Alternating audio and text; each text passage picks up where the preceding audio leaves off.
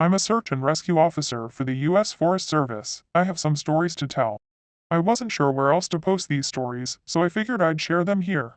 I've been an SAR officer for a few years now, and along the way I've seen some things that I think you guys will be interested in. I have a pretty good track record for finding missing people. Most of the time they just wander off the path, or slip down a small cliff, and they can't find their way back. The majority of them have heard the old stay where you are thing, and they don't wander far. But I've had two cases where that didn't happen. Both bother me a lot, and I use them as motivation to search even harder on the missing persons cases I get called on. The first was a little boy who was out berry picking with his parents. He and his sister were together, and both of them went missing around the same time. Their parents lost sight of them for a few seconds, and in that time, both the kids apparently wandered off. When their parents couldn't find them, they called us, and we came out to search the area. We found the daughter pretty quickly, and when we asked where her brother was, she told us that he'd been taken away by the bear man. She said he gave her berries and told her to stay quiet, that he wanted to play with her brother for a while. The last she saw of her brother, he was riding on the shoulders of the bear man and seemed calm. Of course, our first thought was abduction, but we never found a trace of another human being in that area. The little girl was also insistent that he wasn't a normal man, but that he was tall and covered in hair, like a bear, and that he had a weird face. We searched that area for weeks. It was one of the longest calls I've ever been on, but we never found a single trace of that kid. The other was a young woman who was out hiking with her mom and grandpa. According to the mother, her daughter had climbed up a tree to get a better view of the forest, and she'd never come back down. They waited at the base of the tree for hours, calling her name, before they called for help. Again, we searched everywhere, and we never found a trace of her. I have no idea where she could possibly have gone, because neither her mother or grandpa saw her come down. A few times, I've been out on my own searching with a canine, and they've tried to lead me straight up cliffs. Not hills, not even rock faces. Straight, sheer cliffs with no possible handholds. It's always baffling, and in those cases we usually find the person on the other side of the cliff, or miles away from where the canine has led us. I'm sure there's an explanation, but it's sort of strange. One particularly sad case involved the recovery of a body. A 9-year-old girl fell down an embankment and got impaled on a dead tree at the base. It was a complete freak accident, but I'll never forget the sound her mother made when we told her what had happened. She saw the body bag being loaded into the ambulance, and she let out the most haunting, heartbroken wail I've ever heard. It was like her whole life was crashing down around her, and a part of her had died with her daughter. I heard from another SAR officer that she killed herself a few weeks after it happened. She couldn't live with the loss of her daughter. I was teamed up with another SAR officer because we'd received reports of bears in the area. We were looking for a guy who hadn't come home from a climbing trip when he was supposed to, and we ended up having to do some serious climbing to get to where we figured he'd be.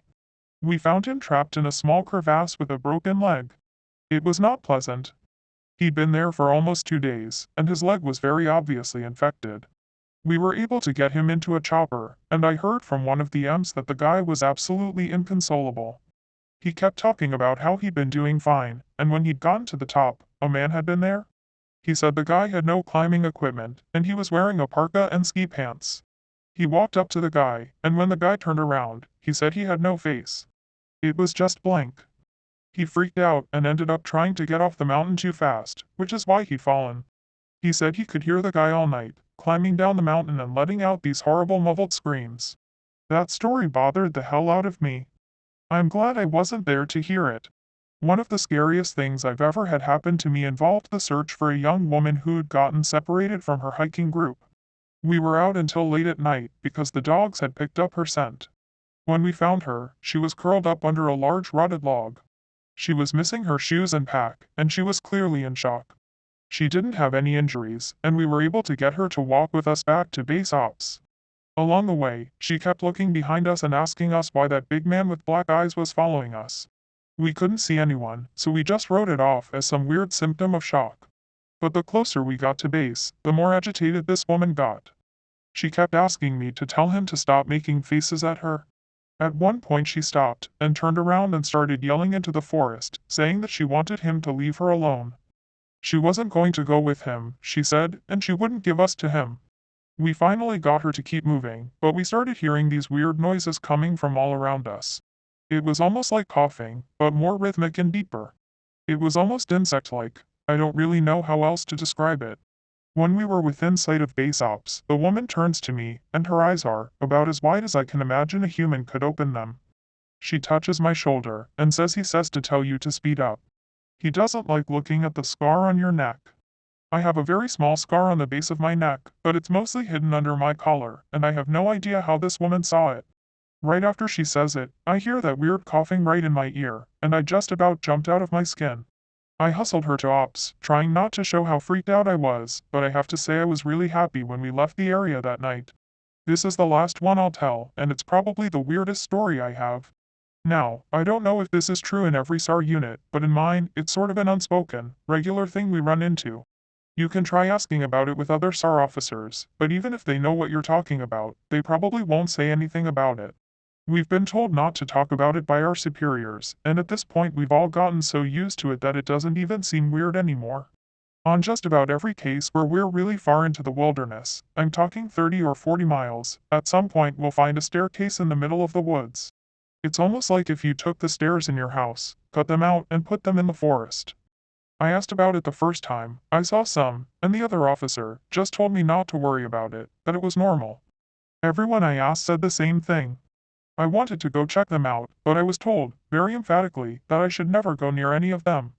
I just sort of ignore them now when I run into them because it happens so frequently. I have a lot more stories, and I suppose if anyone's interested, I'll tell some of them tomorrow. If anyone has any theories about the stairs, or if you've seen them too, let me know. So I logged back on tonight, and was blown away by the staggering amount of interest this seems to have generated. First off, I'll address a few things that you guys have brought up. There's been an overwhelming amount of people mentioning the similarity between some of my stories and those of David Paulides. I assure you I'm not trying to rip him off in any way, I've got nothing but respect for the guy. He's actually what inspired me to write this, because I can verify a lot of the things he talks about. We do have a lot of these strange missing persons cases, and most of the time they aren't solved. Either that, or we find them in places they have no business being.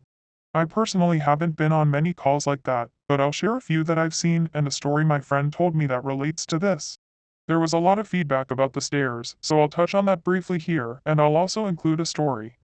They come in a variety of shapes, sizes, styles, and conditions. Some are pretty dilapidated, just ruins, but others are brand new. I saw one set that looked like they came from a lighthouse. They were metal and spiral, almost old-fashioned. The stairs don't go up infinitely, or farther than I can see, but some sets are taller than others. Like I said before, just imagine the stairs in your house, as if someone cut and pasted them in the middle of nowhere. I don't have any pictures, it's never really occurred to me to try again after the first time, and I don't really feel like risking my job over it. I'll try again in the future, but I can't really promise anything. A few people expressed confusion about the guy who ran into the man with no face. Just to clarify, when the climber ascended and reached the top of this peak, he saw another man in a parka and ski pants.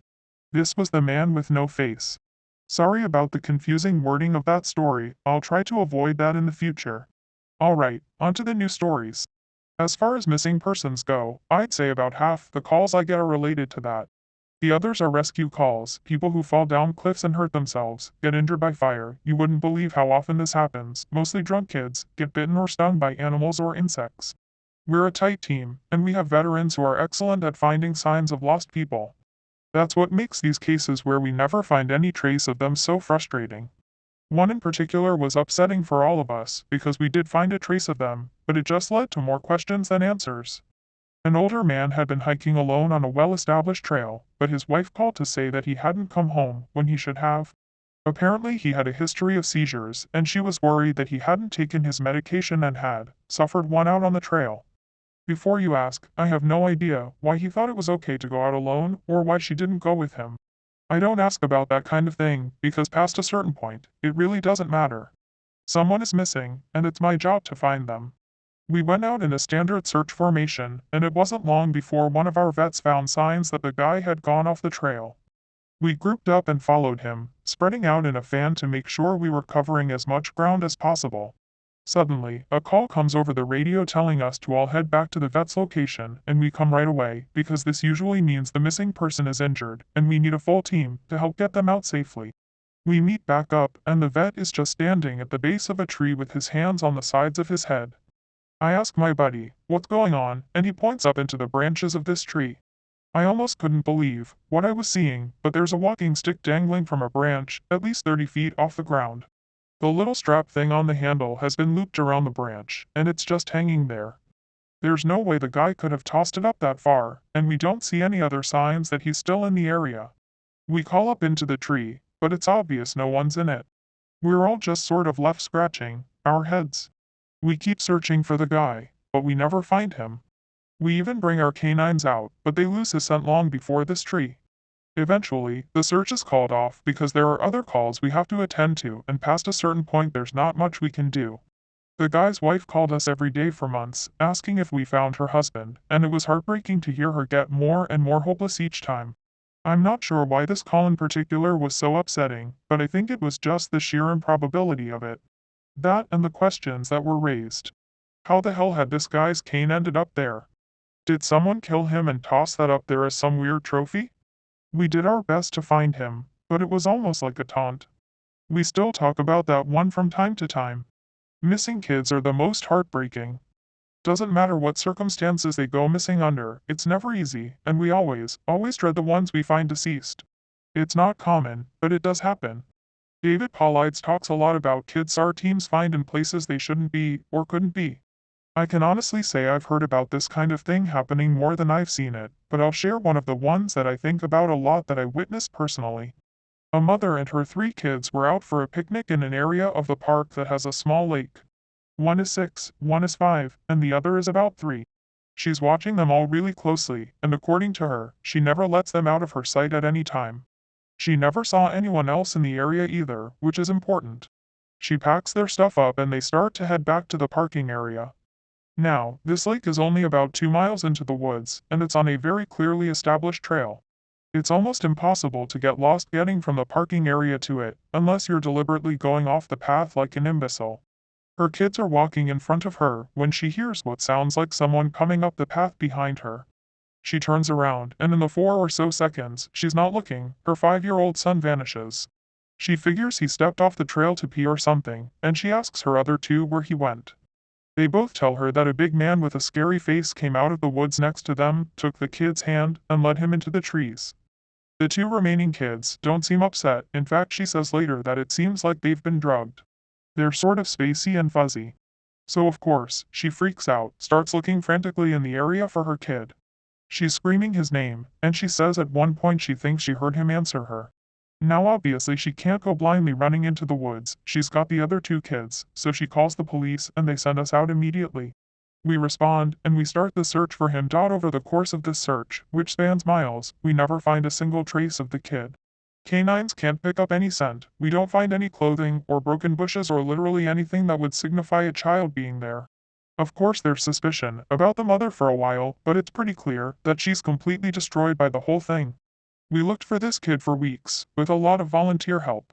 But eventually, the search peters out, and we have to move on.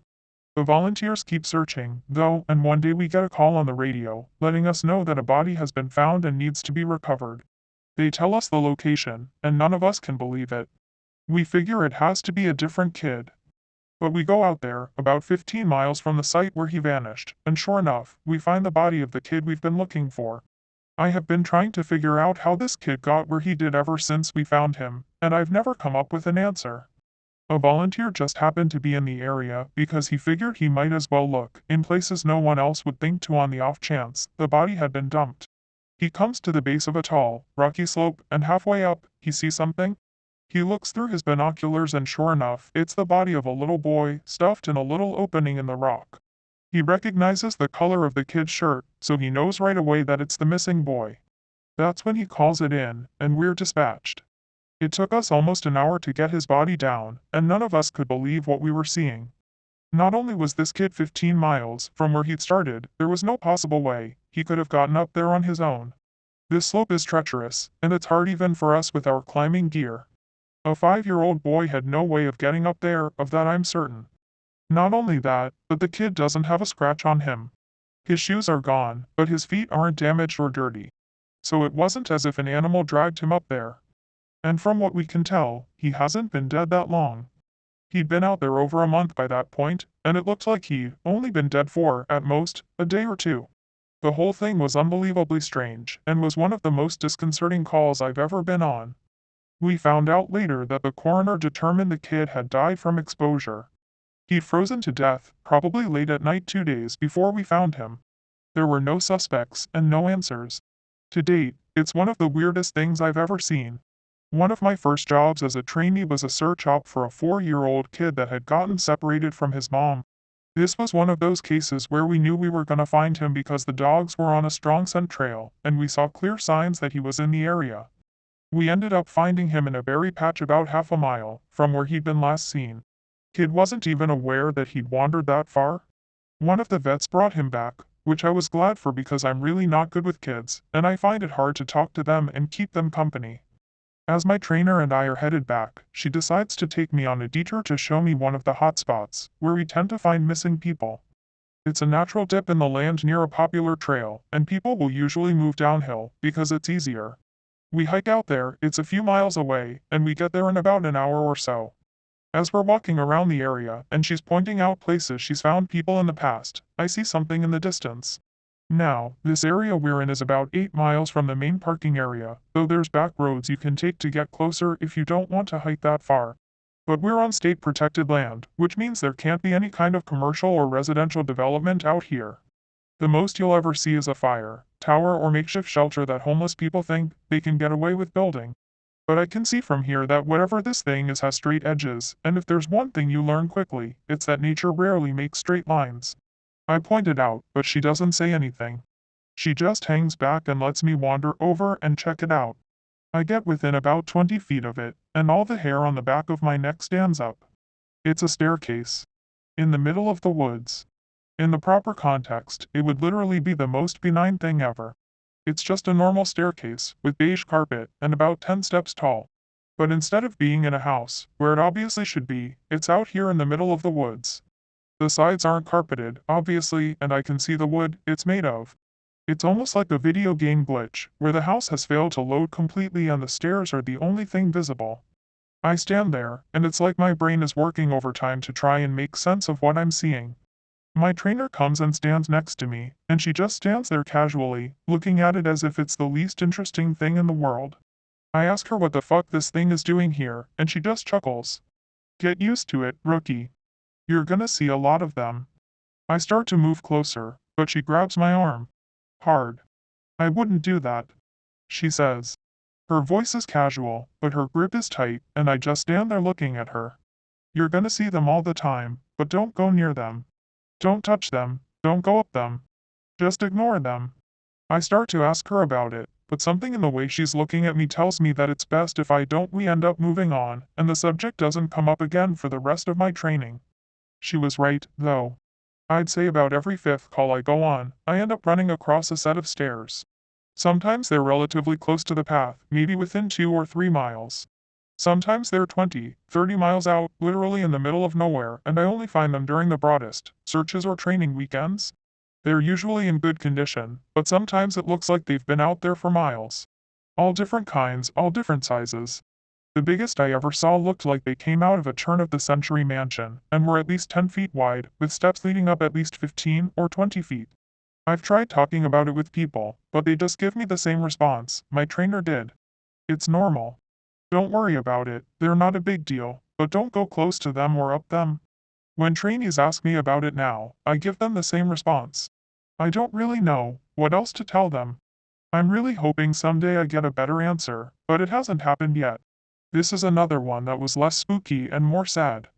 A young man went missing late in winter, when realistically no one should be going that far out onto the trails. We close a lot of them, but some remain open year-round, unless there's a shitload of snow. We didn't opt for him, but we had about 6 feet of snow on the ground. It was an unusually heavy snow year, and we knew it wasn't likely that we'd find him until spring when the thaw came. Sure enough, when the first big thaw came, a hiker reported a body a little ways off the main trail. We found him at the base of a tree, in a pile of melted snow. I knew right away what had happened, and it scared the living shit out of me. Most of you who ski or snowboard, or spend any amount of time on a mountain, will probably have guessed too. When snow falls, it doesn't collect as thick in the areas beneath the branches. It happens most with fir trees, because they have a sort of closed umbrella shape. So what you end up with is a space around the base of a tree that's filled with a mixture of loose, powdery snow, air, and branches. They're called tree wells, and they're not immediately obvious if you don't know what you're looking for. We put up signs in the Welcome Center, big ones, letting people know how dangerous they are, but every year that we get an unusual amount of snow, at least one person doesn't read them, or doesn't take the warning seriously, and we find out about it in spring. My best guess is that this young man was hiking and got tired, or maybe a cramp from walking in the deep snow. He went to go sit at the base of the tree, not knowing that there was a tree well, and fell in. He got stuck with his feet up, and the surrounding snow caved in around him. Unable to free himself, he suffocated. It's called snow immersion suffocation, and it doesn't usually happen except in really deep snow. But if you get stuck in a weird position, like this guy did, even 6 feet of snow can be lethal. What scared me the most was imagining how he must have struggled. Upside down, in the freezing cold, he didn't die quickly. The snow would have formed a dense, heavy pile on top of him, and it would have been literally impossible to get out. As it got harder to breathe, he would have known what was happening. I can't even imagine what he was thinking in his last moments. A lot of my less outdoorsy friends want to know if I've ever seen the goatman while I've been out on calls. Unfortunately, or I guess fortunately, I've never had anything quite like that happen. I guess the closest was the whole black-eyed man thing, but I didn't see anything. However, there was one call where I had something kind of similar happen, but I'm not sure I'm willing to chalk it up to the goatman. We'd gotten a report that an older woman had fainted along one of the trails and needed assistance getting back down to the main area. We hike up to where she's at, and her husband is just beside himself. He runs, well, I guess more jogs, to us and tells us that he was a little ways off the trail, looking at something when his wife starts screaming behind him. He runs back to her and she's passed out on the trail. We get her on a backboard, and as we're getting her down to the Welcome Center, she comes to and starts screaming again. I calm her down and ask her what happened. I can't remember verbatim what she said, but essentially, what happened was this. She'd been waiting for her husband when she started hearing this really strange sound. She said it sounded sort of like a cat, but it was off somehow, and she couldn't quite figure out why. She went a little ahead to try and hear it better, and it sounded like it was coming closer.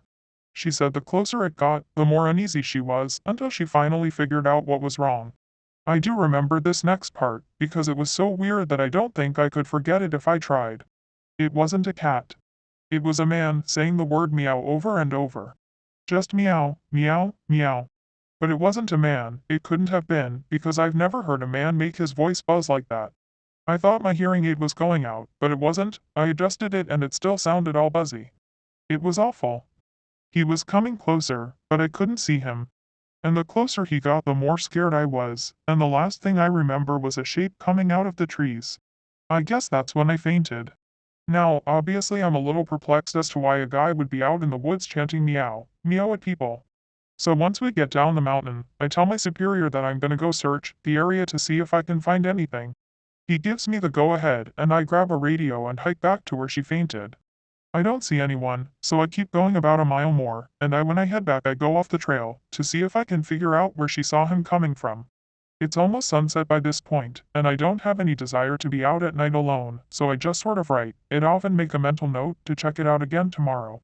But as I'm headed back, I start to hear something in the distance. I stop, and I call out for anyone in the immediate area to identify themselves.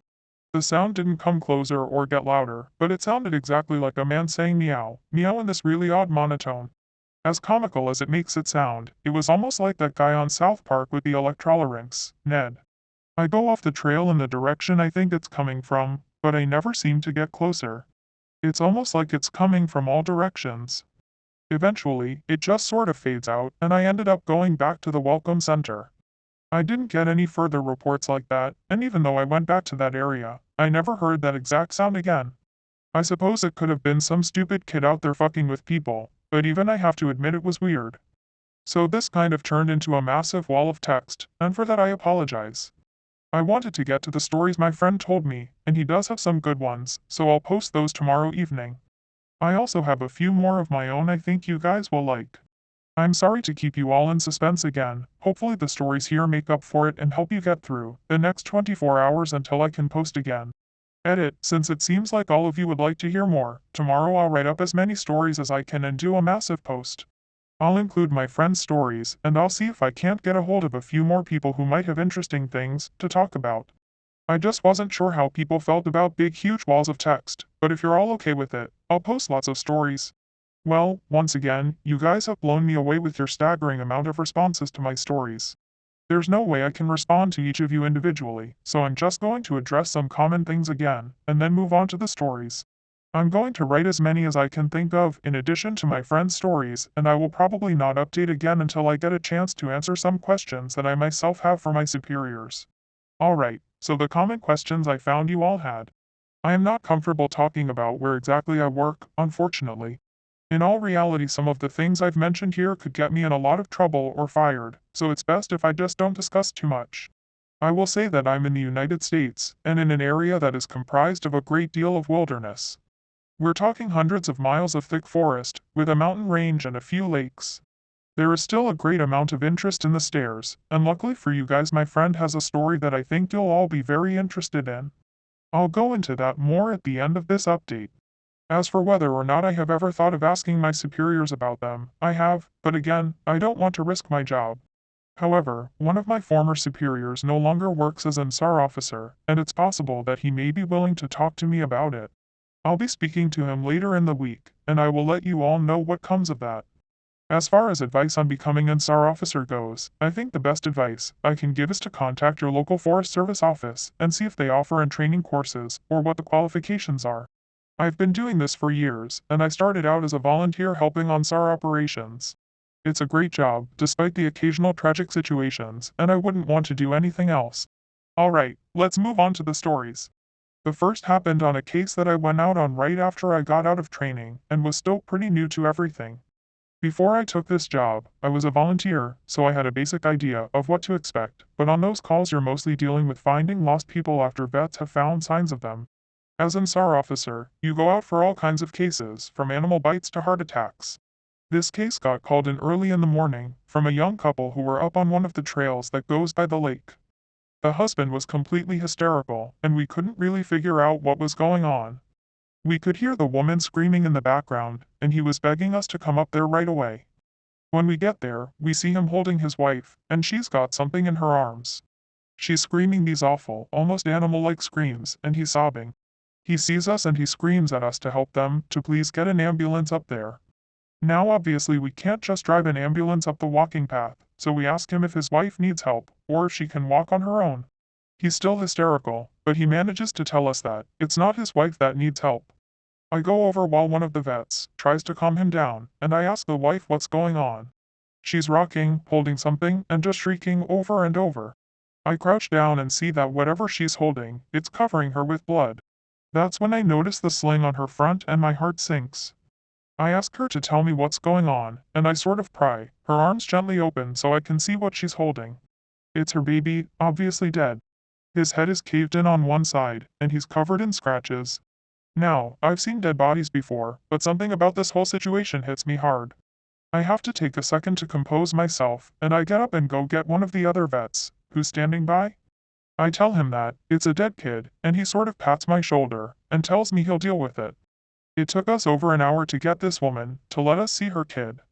Every time we try to take him from her, she flips out and tells us we can't have him, that he'll be okay if we just leave her alone and let her help him. But eventually, one of the vets manages to calm her down, and she gives us the body. We took it back to the med area, but when the EMS showed up, they told us that there was never any hope of saving the kid. He died instantly from the trauma to his head. I was good buddies with one of the nurses who met them at the hospital, and she told me later what had happened. Turns out the couple had been walking with the baby in the sling, and they stopped because the kid was fussing.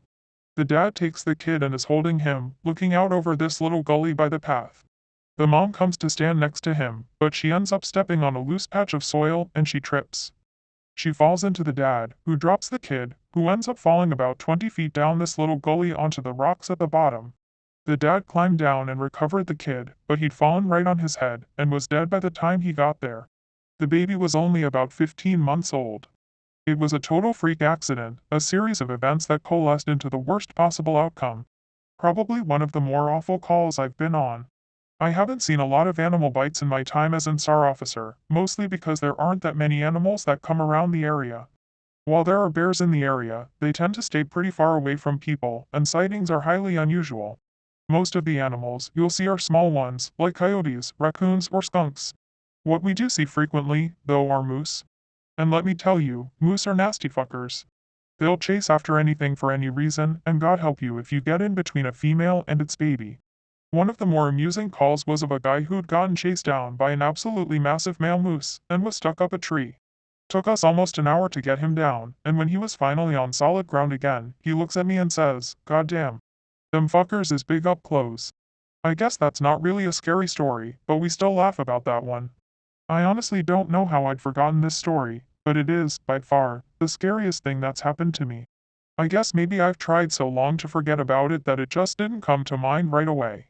As someone who spends literally all of their time in the woods, you don't ever want to let yourself get scared of being alone or out in the middle of nowhere.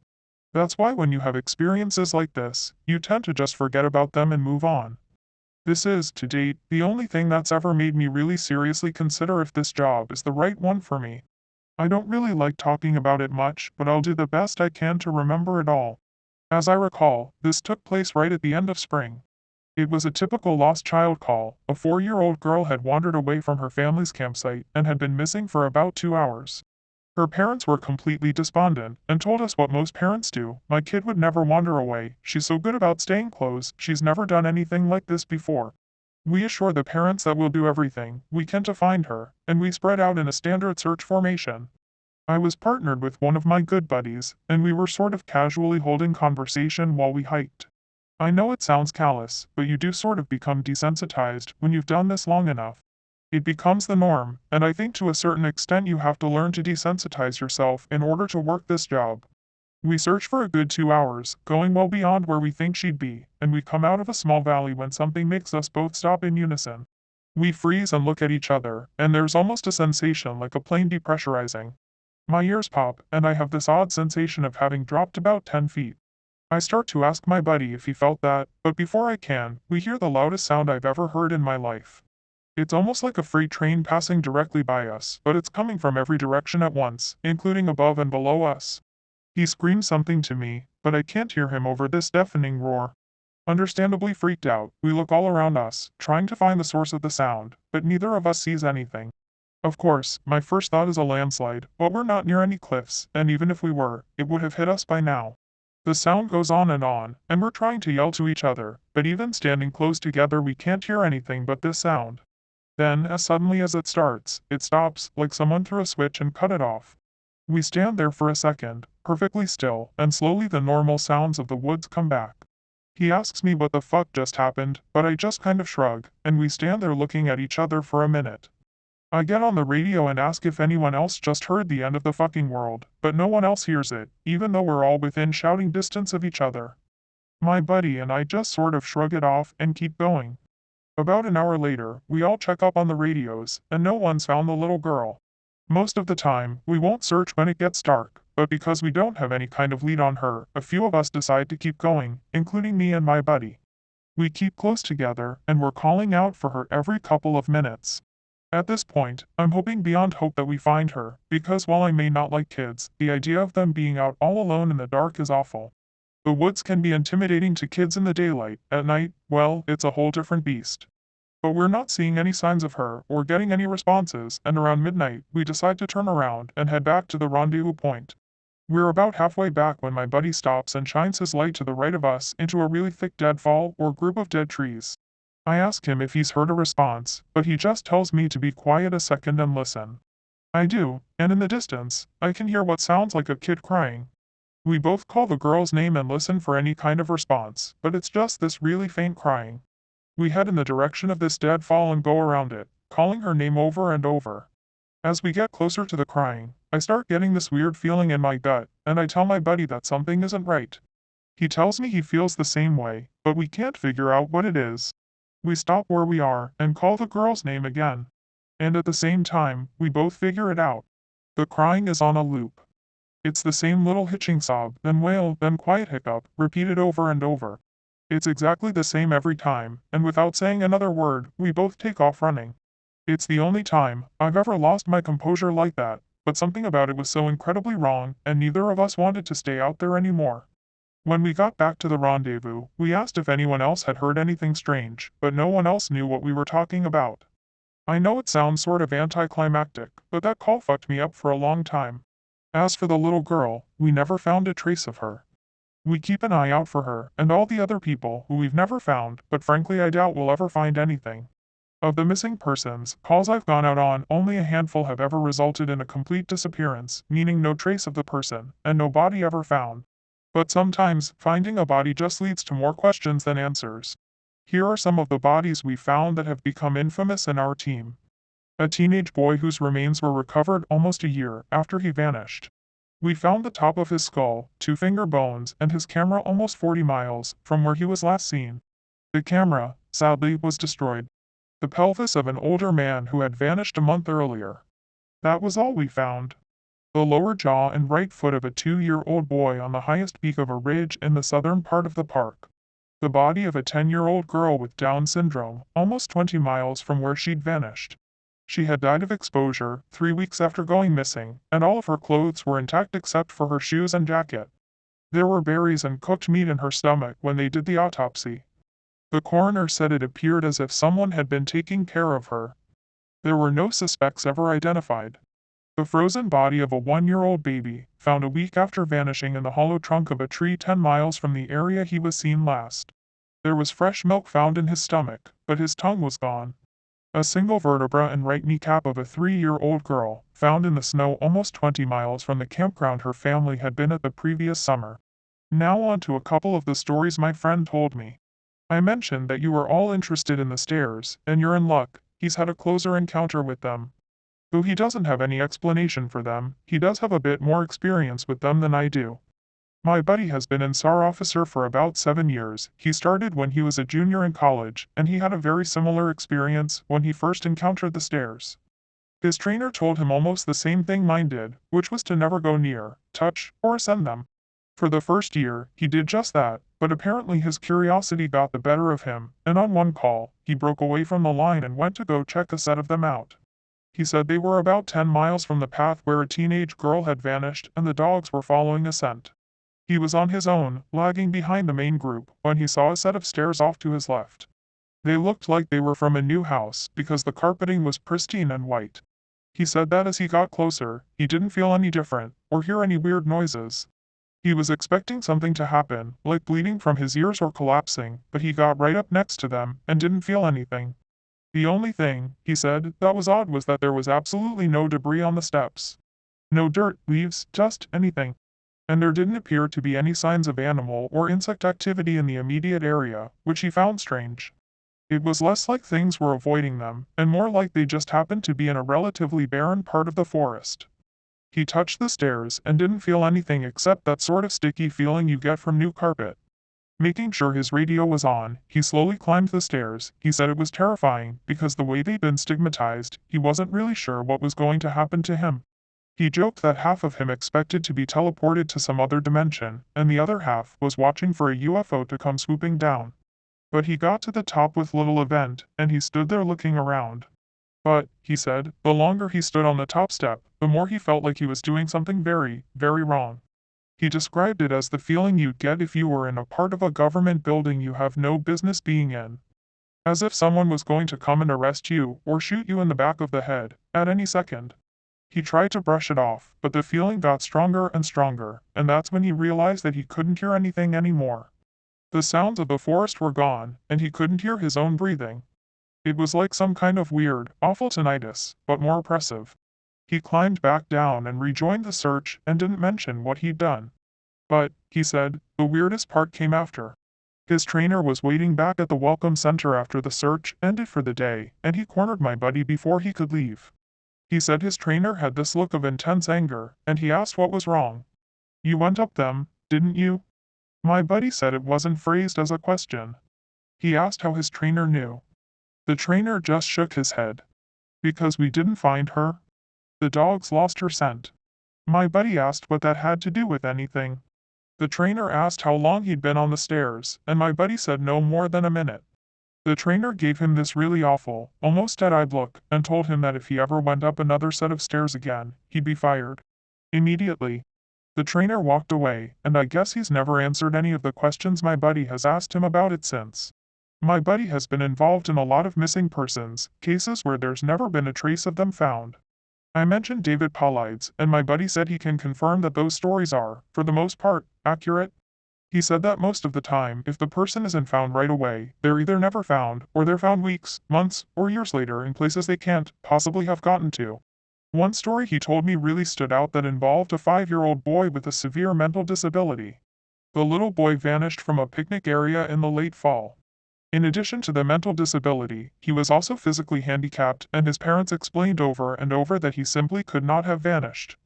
It was impossible. Someone had to have taken him. My buddy said they searched for this kid for weeks, going miles out of the accepted range, but it was like he'd never been there. The dogs couldn't pick up his scent anywhere, not even in the picnic area where he'd apparently vanished from.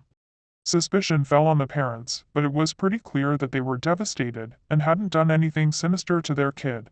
The search was concluded about a month later, and my buddy said everyone had pretty much forgotten it by later in the winter. He was out on a training op in the snow on one of the higher peaks when he came across something in the snow. He said he saw it from far away at first, and when he got closer, he realized it was a shirt, frozen and sticking part way out of the powder. He recognized it as belonging to the kid because it had a distinctive pattern. About 20 yards away, he found the kid's body, laying partially buried in the snow. My buddy said there was no way the kid had been dead for any more than a few days, even though he'd been missing for almost 3 months. The kid was curled around something, and when my buddy brushed off the snow to see what it was, he said he almost couldn't believe what he was seeing. It was a big chunk of ice that had been carved crudely to look sort of like a person. The kid was holding it so tight that it had frostbitten his chest and hands, which my buddy could tell even with the decay that had taken place. He radioed the rest of the crew, and they took the body off the mountain. Now, he recapped all of this for me, and to put it simply, there was no way this kid could have both survived for almost 3 months on his own or have gotten to this peak. There was no physical way this child could have walked almost 50 miles and ended up on the top of a goddamn mountain. To top it off, there was nothing in the kid's stomach or colon. Nothing, not even water. It was like, my buddy said, the kid had been taken off the face of the earth, put in suspended animation, and dropped on this mountain months later, only to die of exposure. He's never really gotten over that one. The last story I'll share from him was one that took place relatively recently, only a few months ago. They were out doing a recon for mountain lions because there had been several reports of sightings in the last couple of days.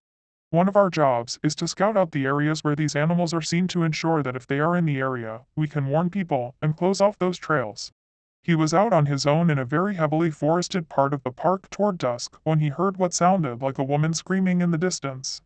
Now, as most of you know, when a mountain lion screams, it sounds almost exactly like a woman being brutally murdered. It's unsettling, but far from abnormal. My buddy radioed back and let ops know that he'd heard one, and that he was going to keep going to see if he could figure out where its territory started. He heard the mountain lion scream a couple more times, always from the same spot, and determined the approximate area of the mountain lion's territory. He was about to head back when he heard another scream, this time within only a few yards of him. Of course, he freaks out and starts heading back at a much faster pace, because the last thing he wants is to run into a goddamn mountain lion and get mauled to death. As he got back on the path and started heading back, the screaming followed him, and he broke into a jog. When he was about a mile from ops, the screaming stopped, and he turned around to see if it was following him. It was almost night by this point, but he said in the distance, just before the path rounded a corner, he could see what looked like a male figure. He called out to them, warning them that the paths were closed, and that he needed to come back to the welcome center. The figure just stood there, and my buddy started to walk over. When he was about 10 yards away, the figure took, as he described, an impossibly long step toward him, and let out the same scream my buddy had been hearing. My buddy didn't even say anything, he just turned and sprinted back to ops, never looking behind him. By the time he got back, the screaming had moved back into the woods. He didn't mention it to anyone else, just said that there was a mountain lion in the area and that they would need to close those paths until the animal could be located and moved. I'm going to end this entry here, since it's turned into a huge wall of text. I'm going to be heading out on a yearly training op tomorrow morning, so I'll be gone until early next week. I'll be meeting with a lot of former trainers and buddies who work in other areas of the park, and I'll be asking around about any stories they'd like to share. I'm so glad you guys have been interested in my stories, and once I'm back from this op, I'll continue to share them. Hey guys. I'm back from my training op, and I have a lot of really interesting stories to share with you. I've got enough that I'm going to break them up into two parts, this being the first. I'd love to put them all in one entry, but I just haven't had a chance to write them all down yet. I didn't have anything too crazy happen while I was out there, but we did have one incident with a rookie that I found relevant. Since I'm sure you guys have been waiting for these, I'll just get right into the stories. I'll assign each batch of stories to the person who told them to me. KD. KD is a vet who's been an SAR officer for about 15 years. She specializes in high-elevation mountain rescues and is widely considered one of the best in her field. She was one of the more enthusiastic storytellers, and since we were together a fair amount during exercises, she ended up telling me about four that really stuck with me. The first she told me in response to my asking about her most traumatic calls. She shook her head and told me that really bad calls happen more frequently on the mountain, since the potential for nasty accidents is higher. About 5 years ago, one of the parks she worked at had a string of disappearances. It was a bad year, she said, one of the worst on record, as far as weather went. They were getting about a foot of new snow every couple of days, and there were a few avalanches that killed some climbers. They'd warned people about staying on the mapped areas, but of course there's always those who don't listen. In one particularly nasty case, an entire family got wiped out because the father decided he knew better than the officials, and he took them out into an area that wasn't safe. They were snowshoeing, and as best KD could figure, they'd walked onto a shelf of snow that looked solid, but actually wasn't. It gave way, and this family went ass over tea kettle almost 300 feet down a slope. They landed on the rocks at the bottom, and the parents died instantly. One of the kids did as well, but the other two survived. One had a broken leg and fractured ribs, the other was almost unharmed save for some bruising and a sprained ankle. The uninjured child left his sibling behind and set out to find help. KD said the kid didn't make it more than half a mile before a storm overtook him. Kid stopped to try and get warm, or maybe just to rest, and ended up freezing to death. They ended up finding the family with the help of some witnesses, who saw them heading out into the wilderness, and she was the one to find the kid who'd frozen to death looking for help.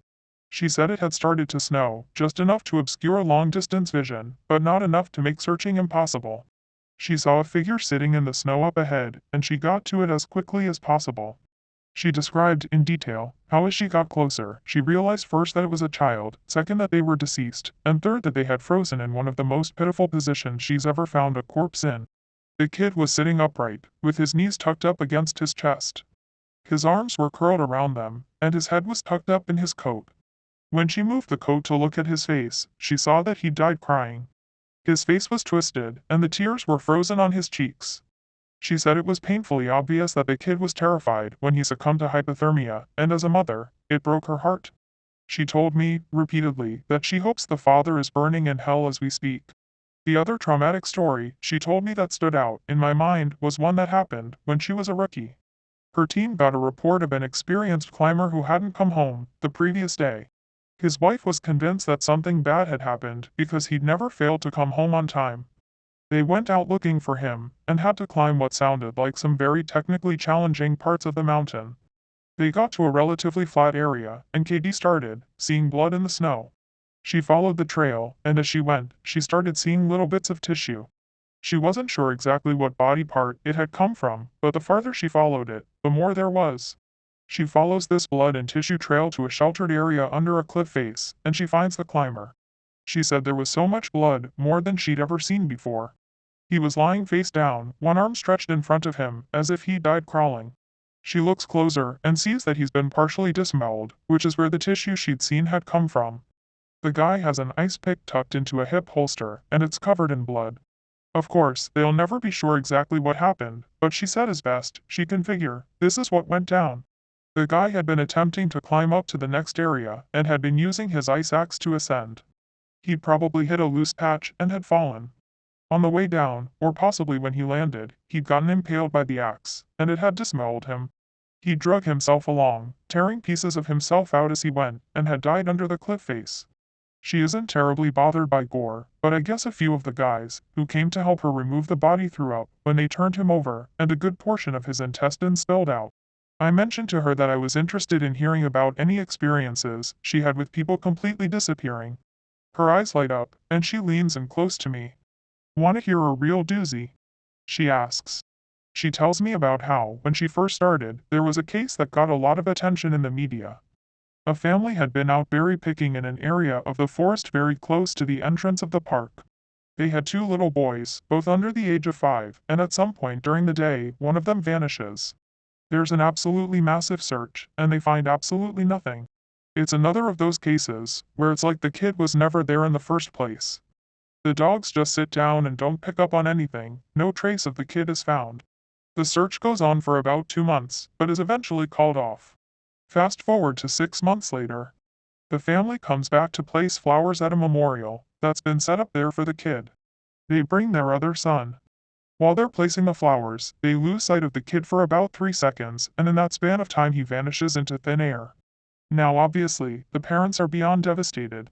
It's awful enough to lose one child, but to lose two is beyond imagining. The search is huge, one of the largest in state history. There are about 300 volunteers combing every inch of this park, looking for the kid. But again, there's no trace of him. The search goes on for about a week, with people looking miles from the part of the park he vanished from. And then, almost 2 weeks later, a volunteer almost 15 miles from the designated search area radios in that he's found the kid. They assume that the kid was dead, but the volunteer says he's not only alive, he's in good shape. KD and her team go out to recover the kid, and when they get there, she can't believe that this is the kid that's been missing. His clothes are clean, there's no dirt on him anywhere, and he doesn't appear traumatized. The volunteer says he found the kid sitting on a log, playing with a little twig bundle that's bound together with some old rope. KD asks him where he's been, who he was with for those 2 weeks, and the kid tells her that he's been with a fuzzy man. Now KD firmly believes in Bigfoot, so she gets all excited and asks what he means by fuzzy. Was he hairy? But the kid says no, he wasn't hairy. He was a fuzzy man, and he describes a man that's blurry, like when you close your eyes, but not all the way closed. He says the man came out of the trees and took the kid with him deep into the woods. The kid says he slept in a hollow tree, and the fuzzy man gave him berries to eat. KD asks if the man was mean, if he scared the kid, and the kid says no, he wasn't scary. But I didn't like how he didn't have eyes. KD says they get the kid back to headquarters, and a cop takes him into town to talk to him more about what happened. She's friends with the cop that talked to him, and she said the kid described being kept in this tree by the fuzzy man and given berries whenever he was hungry. He was allowed to wander around a very specific clearing, but when he tried to go further, the fuzzy man would get mad and yell, real loud even though he didn't have a mouth. When the kid got scared at night, the fuzzy man made it go brighter and gave him the twig bundle. He said the fuzzy man was going to keep him, but he had to let him go because the kid wasn't the right kind. He either can't or won't elaborate more on that. The cops are just sort of left scratching their heads, and the search for his brother is renewed with no results. The kid has no idea where his brother might be, and they never find him. The last story that KD told me was of something that happened to her when she got separated from her training group when she was a rookie. They were learning the basics of high elevation belaying on a well-mapped side of the mountain, and she had to use the bathroom. She went off about 50 yards from the group during a meal break and did her business. I'll tell the rest exactly as she told it to me. So I go to take a piss, and once I'm done, I start going back to the group. But I've only gotten about 5 feet when I realize that I have no idea where I am. And this wasn't I got turned around lost. I mean I had literally no fucking clue where I was. If you'd asked me, I don't even think I'd have been able to tell you what state we were in. It was sort of how I imagine people with amnesia feel, you know? You're completely lost, and you have no idea what to do. So I stood there for a while, just trying to figure out where the fuck I was and what I was supposed to do. But the longer I stand there, the more confused and turned around I get, so I started walking. As I recall, I just picked a random direction and went for it. And as I'm walking, it's just getting worse and worse to the point where I have no concept of why I'm on the mountain in the first place. I'm just trudging through the snow, and then I start hearing this voice. It's kind of inside my head almost. Like if a frog could talk, all low and croaky. And it's telling me over and over it's okay, you just need to find something to eat. Find something to eat and you'll be okay, just keep walking and find something to eat. Eat. Eat. So I start looking around for anything that I can eat, and I swear to God I've never felt that hungry in my whole life. It was bottomless, and I think I'd have eaten just about anything you put in front of me right then.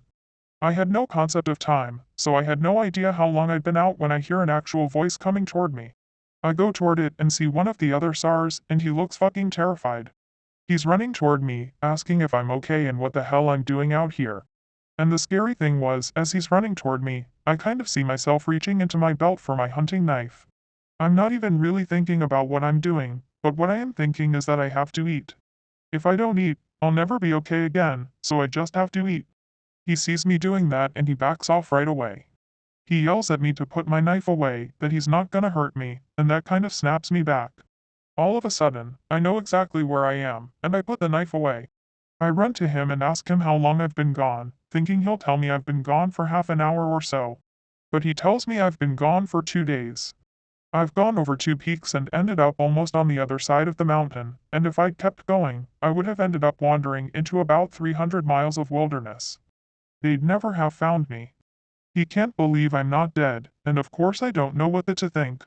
To me, no time has passed at all. I don't say anything, I just go back with him to a rendezvous point and I'm taken back to HQ to be airlifted to the hospital. When I get there, they do all kinds of tests and try to figure out what happened. As best they can guess, I had some kind of weird fugue state, which is kind of like amnesia, or a weird seizure that knocked my brain out of whack. But the truth is that we really don't know. It's never happened again, but I'll tell you, ever since then I never go out there alone. People rag on me for making them come with me when I have to leave the group, but I just tell them that listening to me move around in the snow is better than losing me for 2 days on a freezing mountain. Ew. The next person I talked to was EW, a former trainer who now works as an EMT. He still comes to ops like this to help out, but doesn't work full-time for us anymore. He specialized in finding lost kids, he just seemed to have a sixth sense when it came to knowing where they'd gone. He's a legend among the more senior vets, but he gets embarrassed if you compliment him on his work. He sat down with me at dinner one evening, and we ended up swapping stories. Most of them were just casual, but when we got on the subject of our weirder calls, I mentioned that I'd had a buddy who'd gone up a set of stairs. He got kind of quiet and asked me if I'd heard of a little boy who'd disappeared from his park a few years back. I hadn't, so he told me this story. They were out looking for this 11-year-old boy, Joey, who'd gone missing near a river.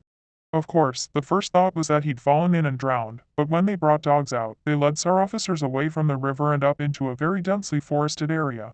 When we do searches for people, we search in a grid pattern, and we search every box of the grid incredibly thoroughly. What EW's team noticed right away was that a very strange pattern was emerging. Dogs in alternating boxes were picking up Joey's scent, but losing it when they overlapped with another box. If you think of a checkerboard, Joey's scent was being picked up in random black squares, but never in red. This, of course, didn't make any sense, because how could the kid bounce from area to area without leaving a scent in each place he passed? EW and his partner pass into a new box of the grid, and EW notices a set of stairs about 50 yards away. He tells his partner that they need to go check near it, but his partner flat out refuses. He tells EW that he's made it a point never to go near any stairs he sees, and that while it may be routine, he's not to pretend that it's normal. He tells EW that he'll wait in sight while EW checks. EW says he was irritated, but he felt for the guy, and didn't push him on the subject. I walked over to the stairs. They were small, kind of like stairs into a basement. I don't really feel strongly one way or the other about them, the stairs I mean, so I wasn't scared or anything. I guess I'm like everyone else, and I just prefer not to think about them too much. Anyway, I went over and I could see that there was something lying on the bottom step, sort of curled up. My ear sinks, because of course you always hope for the best. And we were confident that we'd find this kid alive, because he'd only been missing for a few hours. But I knew right away that it was him, and that he was dead. He was curled up in a little ball on the step, holding his stomach. It looked like he'd been in horrible pain when he died, but I didn't see any blood, except some on his lips and chin. I radioed in that I'd found him, and we got his body back to command. That poor family, they were devastated. The parents couldn't understand how he died 'cause he'd only been gone for such a short amount of time. And on top of that we didn't have any obvious cause of death, which just made it worse. I figured he'd probably eaten something poisonous, since he was holding his stomach when I found him, but I didn't want to guess. It's hard enough to hear that your kid is dead, let alone have some stupid SAR guy guessing about what happened. They took him away, and I went home and tried not to think about it. I hate finding dead kids, man. I loved this job, but it's one of the reasons I left. I've got 2 daughters, and the thought of losing them that way just. He choked up a little here. I'm not great with emotional stuff like that, and it's always sort of awkward to see a grown man cry, so I didn't really know what to do. He pulled himself together eventually, though, and he kept going. We don't always hear back from the coroners about cause of death. It's not really our job to know, I guess, and sometimes if they think it's foul play they won't tell us because of legal bullshit. But I've got a friend who works for the sheriff's department, and he'll usually pass along any interesting info if I ask. In this case, though, I actually got a call from him about a week later. He asks if I remember the kid, and of course I do, and he says some seriously weird shit is going on. He tells me, man, you're gonna think I'm crazy, but the coroner has no idea what happened to this kid. He's never seen anything like it. My friend goes on to tell me that when the coroner opened the kid up, he couldn't even believe what he was seeing. The kid's organs were like Swiss cheese. Quarter-sized holes were punched clean through just about every single organ this kid had, aside from his heart and lungs. But his colon, his stomach, his kidneys and even one of his testicles were full of these clean holes. My friend said the coroner described it as if someone had taken a hole punch and punched holes out of everything, they were so neat. But the kid didn't have a scratch on him, no entry or exit wounds. The closest anyone there had ever seen like it was a guy who'd filled himself full of buckshot a year or so back while cleaning his rifle. No one had a clue what could possibly have caused it. My friend asked me if I'd ever heard of anything like it, or if we'd had similar cases in the past. But I'd never even heard of something like that, and I told him I wasn't going to be of any help to him. As far as I know, the coroner determined the cause of death as something like massive internal bleeding, but no one knows what really happened. I've never been able to forget that kid. I have nightmares about it sometimes. I don't let my kids go into the woods alone, and when we go together I never let them out of my sight. I used to love it out here. But that case, and a couple others, just sort of ruined it for me. Dinner was over, so we started to clean up and go back to our cabins. Before we went our separate ways, he put his hand on my shoulder and looked at me really close. He tells me that there's bad things out here. Things that don't care if we have families or lives, or that we can think and feel. He tells me to be careful, and he walks away. I didn't a chance to talk with him again, but that story stuck with me. PB. By pure coincidence, I got to talk to another vet, PB, who's been in the SAR field for years. We were partnered on a grid sweep during a training exercise, and we were chatting casually about how we liked the job, what kinds of things we'd seen, and the like. At one point, we passed an old set of stairs, though these were probably from an old fire lookout, given the area that we were in. I sort of casually mentioned that I was curious about the stairs, and that I wished I knew more about them. He got kind of quiet and looked like he wanted to tell me something, but wasn't sure if he should. Finally, he told me to turn my radio off. Obviously this is something we are never, ever supposed to do, but I did it, and he did the same. About 7 years ago, he tells me, he was out on a call with a rookie. They were in an area of the park that's had a lot of strange reports and events. Disappearances, stories about lights in the forest, odd noises, things like that. The rookie was totally spooked, kept going on and on about things out in the woods. According to PB, the guy wouldn't stop talking about the goatman. Just on and on, goatman this and goatman that. Finally, I told him that there was plenty else to be afraid of out here that was very real, and that he'd better get over this thing with the goatman. The rookie wanted to know what kinds of things I was talking about, and I just told him to shut up and walk. We crested a little ridge and there was a staircase about 10 yards ahead. The rookie stops dead in his tracks and just stands there looking at them. I tell him, see, that's something you should be afraid of. The rookie asks me what the hell these are doing out here, and for some reason, I just open up and tell him the truth. Or what I've been told is the truth.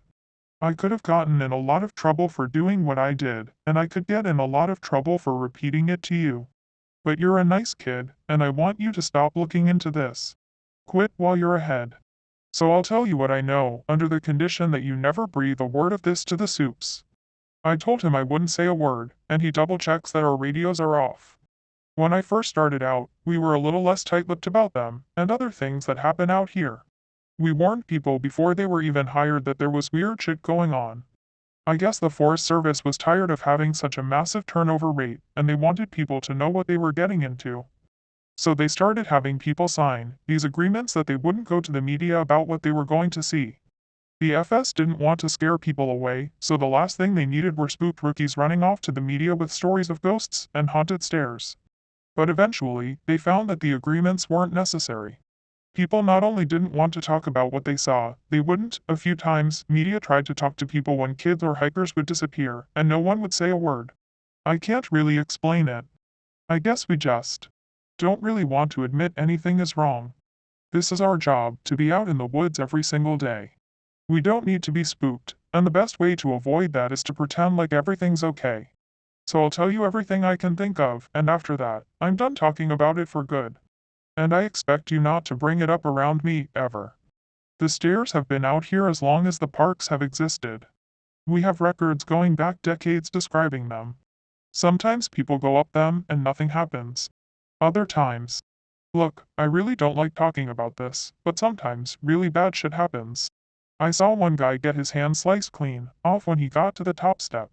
He reached out to touch a tree branch, and it happened so fast. 1 second his hand was there, and the next it was gone. Completely clean wound.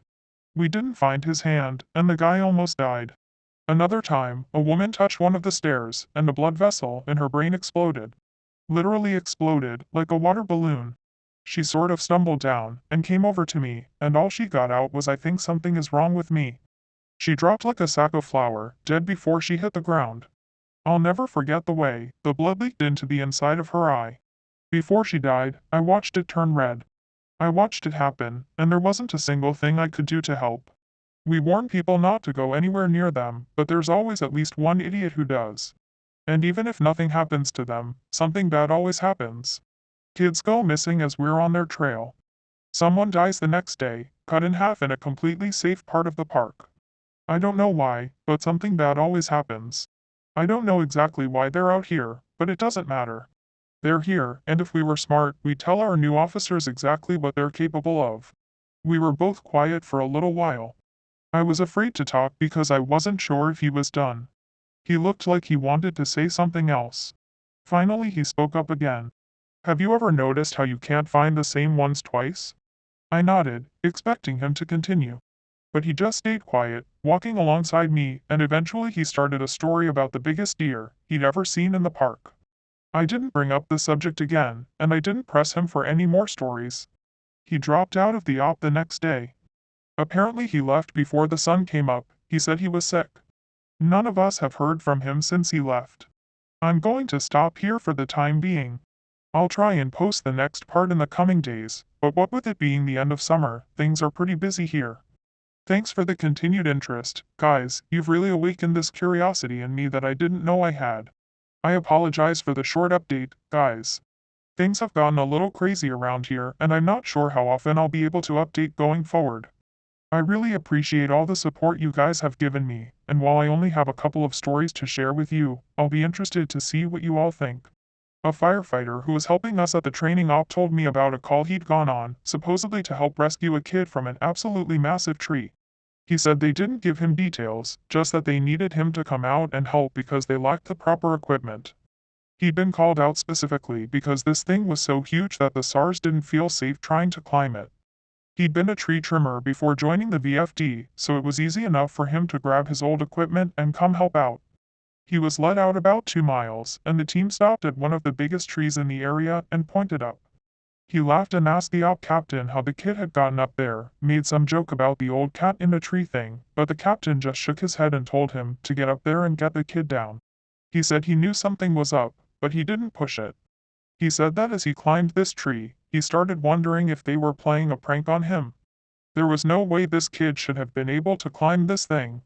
It was massive at the base, but about halfway up it started tapering, and I almost had to turn back a few times because I really didn't think it was gonna hold me. But he said he kept going, and when he was just about at the top, he saw a flash of blue in the branches. I saw the kid's shirt sort of caught in a branch, and I called out to him and told him to come near me if he could, but he didn't say anything. I kept moving, calling the kid's name and telling him not to be scared, that I was there to help him. By the time I got to him, I knew he wasn't gonna answer me. I found him, or what was left of him, cradled in the fork of a branch, and the fact that he was up there was sheer luck. If he'd fallen any other way, he'd have come crashing down. It wouldn't have mattered though, because this kid was dead long before he ended up in that tree. I don't know who put him there, or how or why, but it was sick. Kid's intestines had popped out of his mouth, and were hanging in the branches. It was like some sick Christmas tree, the way they were draped all over everything. I got a better look and saw they'd even popped out of his ass, his guts were hanging out the bottom of his pants. His eyes were gone, I assume shoved out from whatever force caused him to pop like a stress ball. You ever seen a body that's been floating in water for a long time, how their tongues kind of swell up and stick out? His was like that. I remember because there were flies crawling all over it. I think I must have gone into shock because, man, I just pushed the kid down with a stick I broke off a branch. Just kind of poked him until he fell. I don't know why I did that. I almost lost my job because of that. But man, the thought of hauling that kid down over my shoulder the whole way, gathering his guts up and coiling them around me like rope so they wouldn't get snagged. I couldn't do it. I've seen a lot of dead kids. More than I'd ever admit. I've seen a kid who hid in a full bathtub during a house fire, boiled him alive, turned him into literal soup. But this. I don't know what did this, but the thought of touching that kid's body made me feel like I was gonna lose my mind. I heard him hit the ground, and I figured everyone would freak out, but they knew he was dead when they sent me up there. They didn't say anything, but they didn't shout or freak out or anything. I got to the bottom and I started to get up in the captain's face, asking him who he thought he was sending me up there when they knew damn well the kid was dead. But he just told me it was none of my concern, and thanked me for getting the evidence down. I remember he said that. I remember it specifically because it was so weird to hear it phrased that way. The evidence. Like he wasn't even a person. Like he'd never been a little kid who got lost and had something unspeakable happen to him. The captain had a crew lead me back out of the woods, but he and two others stayed behind, and I thought that was weird. Why wouldn't they have me help get the kid out? I tried asking, but the guys leading me out just told me they couldn't discuss an open case. I asked him what he thought had happened to the kid, and he got really pensive and thought about it for a bit. I would have said a crush injury, based on how his guts came out like that, but with those injuries you see massive contusions under the skin, obvious trauma. This wasn't like that. It was almost like that kid got caught in a big vacuum and had his gut sucked out. But even then, there was no trauma. None at all. It bothers me, man. It bothers the hell out of me. One of the vets at the training op reads Nosleep, and he recognized my stories. He knows me pretty well, and we've swapped stories before. He asked if he could share something he's noticed about the stairs, and some thoughts he had. I'm really glad you decided to share these. I think it's important that people be aware of what's out there, especially since the Forest Service is doing such a good job at covering it all up. I asked him what he meant. What do you mean? What do I mean? The lack of any kind of media attention. No coverage of missing kids or bodies found miles from where they got lost in the first place. David Paulides hit this right on the head. The FS is doing everything they can to keep people coming here, even if it isn't safe. I mean, to be fair, it's not like these things happen every day. But the numbers add up, and it's worth looking into. Especially the stairs. I was surprised you didn't mention the flipped ones. I didn't know what he was talking about. I couldn't remember him ever talking about something like that. He seemed somewhat incredulous. Dude, I can't believe you've been on this long without seeing them. No one told you about them. I shrugged and asked him to elaborate. Well, there's the normal stairs, the ones that pop up when we're out of ways. I know you know about them. But sometimes I've run across ones that are flipped upside down. I guess it would be like if you had a dollhouse and the stairs were a separate piece. Now take that, flip it upside down so the top step is stuck in the dirt, and put it out in the woods. They're like that. I don't see them as often, but they're odd, to say the least. Makes me think of footage taken after a tornado, when houses are all blown apart and random things are left standing, like chimneys and garden walls. Those ones freak me out more than the normal ones because I can't really write those off as easily. I don't scare very easily, like most of us who work out here, but that idea stuck with me, and it bothers me. I'm going to try and find more out about them. He also mentioned how many people were bothered by the guy with no face. He got really excited and told me he'd seen something similar. I was out on a training exercise a few years ago. I was camped out in my tent and I heard someone walking around, outside of camp. We're told not to wander far, which you know, so I wondered if maybe it was a rookie who'd gotten up to pee and couldn't find his way back. Remember that guy in our group a few years back who almost fell off the damn mountain? Well, I'm paranoid about that happening again, so I got up to see what was going on. I went to the edge of camp, and I called to whoever it was and told them that camp was this way.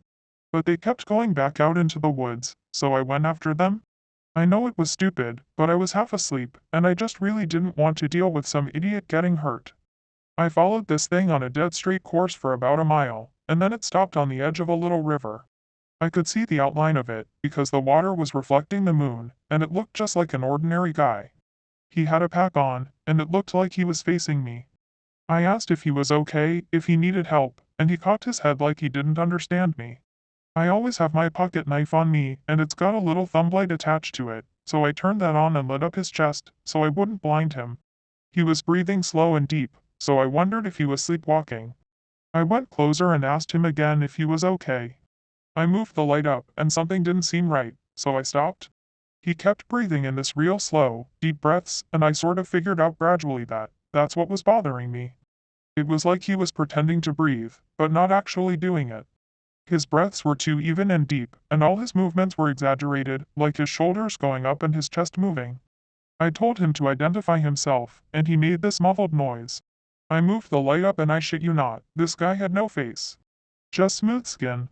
I freaked out, and I sort of fumbled my light, but I saw him move toward me, but he didn't actually move. I don't know how to explain it, but 1 second he was at the edge of the river and the next he was 5 feet from me. I never looked away or blinked, it was like he moved so fast my brain couldn't keep up. I tripped and fell on my ass and I could see this line open up on his throat. It stretched up to his ears, and his head tilted back and he smiled at me with his throat. There wasn't any blood, just this gaping dark hole, and I swear he smiled at me with this gash in his throat. I got up and I ran as fast as I could back to camp. I couldn't hear him following me, but I felt like he was always right behind me, even though when I looked back I couldn't see him. I calmed down when I got back to camp. The fire was still going and I guess that pack mentality of being with other people made me stop and breathe a little. I waited by the fire to see if he'd follow me there, but I didn't hear anything else for a few hours, so I went back to bed. I know it sounds weird, but the whole thing was just so surreal that it was almost like I immediately wrote it off as my imagination. We were telling ghost stories one night before bed just to scare each other and poke fun at whoever got creeped out. Most of the time, it's the rookies, but one woman told a story that actually managed to get under my skin, a little bit, and I know the same was true for others. She said it was true, but then again, every ghost story told around a campfire is true. Somehow, though, I don't think she was making it up. It had that ring of truth that only really traumatizing events have. She said that when she was a kid, she and her friend used to go out in the woods behind her house a lot. She lived in northern Maine, where there's a lot of dense, unpopulated national forest. She said the woods up there aren't like they are here. They're so thick in places that the trees block out the sun almost completely. She and her friend grew up there, so they weren't scared of being out there alone, but they did always maintain a sense of caution in certain areas. She said it was never really talked about, but they always knew not to go more than a mile or two beyond their homes. The adults never said why, but it was an unspoken rule that no one ventured out that far. She and her friend made up stories about bears as big as houses that lived out there, and they used to scare each other by hiding and making growling noises while the others searched for them. She said one summer, there was a series of awful storms that blew down a lot of trees and set one part of the forest a few miles behind her house on fire. Fire crews got it under control, but she said some of them came back not quite the same. It was like they'd been to war. You could tell who'd really gotten scared because they had the same look on their faces. I think it's called shell shock. My friend and I said they were like Walking Dead people. They didn't smile or say anything if you went up to them, and most of them left town as soon as everything was over. I asked my parents about it, but they said they didn't know what I was talking about. Once everyone was told the woods were safe again, my friend and I decided to try and hike out to where the fire had been. We didn't tell our parents where we were going, and it was pretty exciting to think that we were disobeying them like that. We hiked out about 2 miles or so, and we started seeing burnt trees and stuff. I remember my friend got really upset because we found the skeleton of a deer curled up under a tree, and I practically had to drag her away.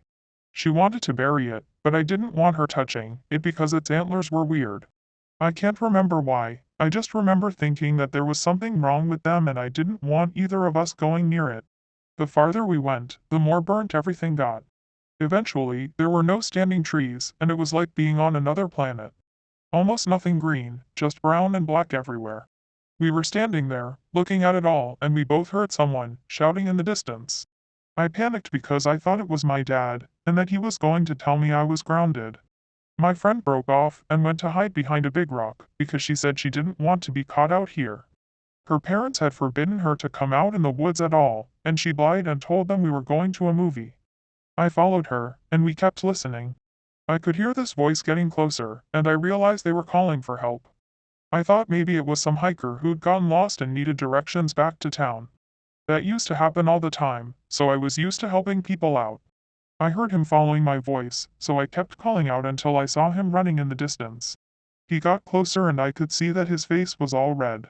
I told my friend to give me her pack, because she had a first aid kit. She made this noise like she was grossed out, and she asked if I saw his face. I told her to shut up, and I jogged up to meet him. I stopped about halfway and, when he stopped in front of me, I could see that his nose and lips and part of his forehead were all gone. It was like they'd been sliced clean off. He was bleeding bad, and I saw that the knees of his pants were red too. I took a step back but I was too scared to move much, and he grabbed my shoulders. It felt like I got a shock, and he jerked back. He started babbling, and I couldn't tell what he was saying, except that he kept asking how long he'd been gone. He asked me where his unit was, but I just shook my head. He looked me over, and he saw my Walkman and he screamed. He just kept babbling and touching his face, and I realized he wasn't wearing the right clothing. He had some kind of weird, gray cloth jacket and almost formal pants on, and the jacket had these weird buttons and red borders on it. I kept shaking my head and I told him I couldn't understand what he was saying. I went to open the first aid kit, but he just screamed again and said the only thing I could really understand. Don't touch me. You'll make me go back there. After that, he ran off and I could hear him screaming the whole time. When I couldn't hear him anymore, I turned around, and my friend was crying. I just turned around and started walking back toward town. She asked me over and over what had happened and who that was, but I didn't say anything. When we got home, I told her I didn't want to play in the woods with her anymore. We're still friends, but we don't talk about that guy. Not ever. I'll update as soon as I'm able, guys. I appreciate the continued support. It's been way too long since I posted an update, and I'm sorry about that. There's also been some confusion about the new formatting requirements on the board, which I've cleared up. So these next few stories are going to be posted a little differently. They'll be in chronological order, and I'll do my best to tie them into each other as much as I can so it doesn't skip around too much. When I started out as a rookie, no one had told me a lot about the job in terms of weird things that could happen. I'm assuming this was largely to prevent me from freaking out and abandoning the park. But a few months into my service, when I was still a rookie, a friend and I were drunk at a party, and he opened up a bit. Yeah, it can get a little crazy out there, I guess. I think the worst are the ones where people die, when they just shouldn't, you know. Or when we find them dead like 10 minutes after someone says they saw them last. They were fine when I passed them on the switchback, I swear.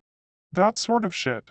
Like, take this guy who I found one spring out on a really popular trail. Someone comes into the feces freaking about some guy, who's lying in the middle of the path in this giant pool of blood. So we run out there and we find this guy dead as a doornail.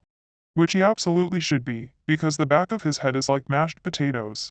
The skull is decimated, brains are leaking out like custard filling, and the guy's old, so you figure yeah, he probably fell and hit his head. Old people fall all the time, it's no big deal. Except that this area, where he fell doesn't have any big rocks. There's not even any stumps or big branches. And on top of that, there's no blood trail, so he clearly died where he dropped. Now that's when you turn to murder, but there were people just out of line of sight with the guy. If someone came up behind him and murdered him, there's no way someone wouldn't have heard. And again, even if someone had, there'd be a blood trail, spatter all over the place. But everyone on the scene said it looked exactly like he'd fallen and smashed his head on a rock. So what they did he hit his head on. And then there was this lady I found in a different park about 5 years ago, back when I was upstate. We found her in the middle of a stand of big junipers, curled around the trunk, like she was hugging it. We pick her up to move her, and a waterfall comes out of her mouth, splashes all over my shoes. Her clothes are dry, and her hair is dry, but the amount of water in her lungs and stomach was phenomenal. Unreal, man. Coroner's report says the cause of death was drowning. Her lungs were completely full of water. This, even though we're in the middle of the high desert, and there isn't a body of water for miles. No puddles, no nothing. No signs of anyone else being out there. I mean, yeah, it's possible they were murdered. But why go out of the way to do it like that? Why not just stab him and be done with it? I dunno, it just sits weird with me. Now, of course, that freaked me out a little. But we were wasted, and I guess I sort of wrote it off as a fluke. I also assumed there was exaggeration there, since, we were wasted.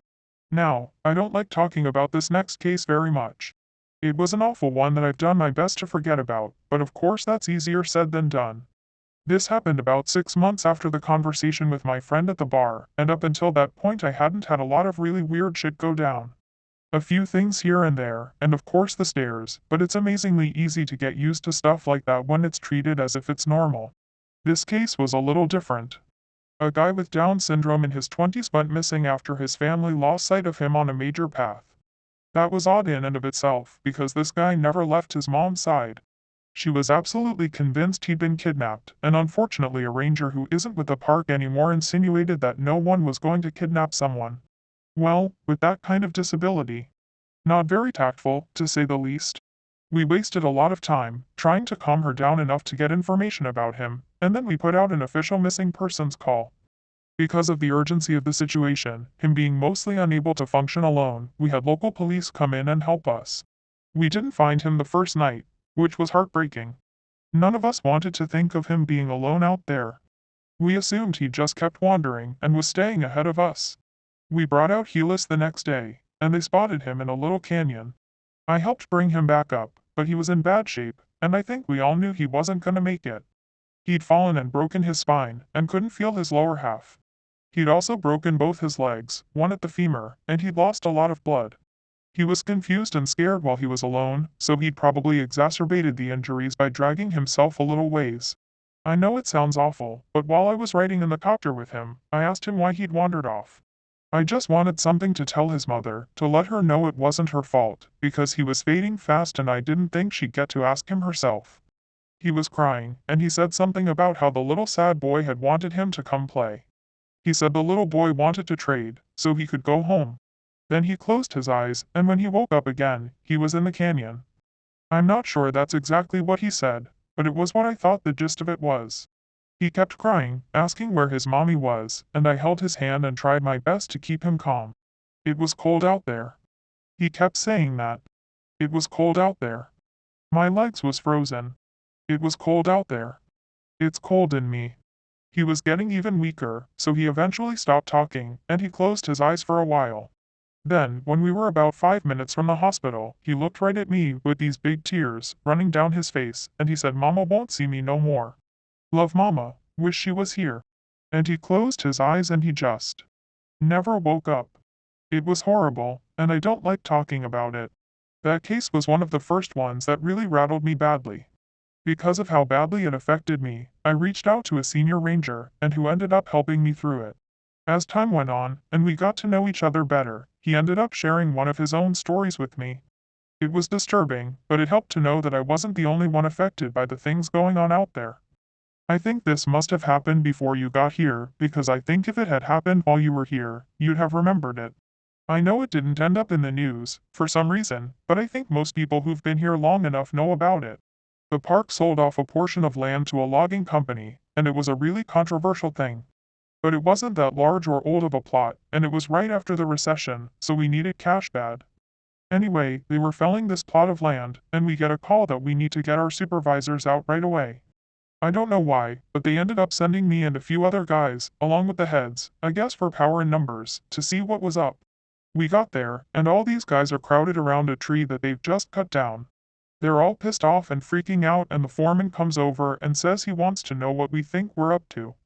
What the hell y'all think this is, some kinda sick joke? You've got a lot of fucking nerve pulling this shit. We bought this land fair and square. Well, we don't know what the hell he's talking about, so he brings us over to this felled tree and points at it and tells us that, when they cut it down, it was just like this, and they'll be damned if they put it there. The inside of the tree was all rotted out and hollow in one spot, and when they cut it down, it had exposed that chamber, and inside it is a hand. Like a perfectly severed hand. And looks like it's actually fused with the inside of the tree. Well, now we think they're pulling a joke, so we tell them that we don't like being messed with, and we start to leave, but they tell us they've already called the cops, and that they'll go right to the media if we don't stick around.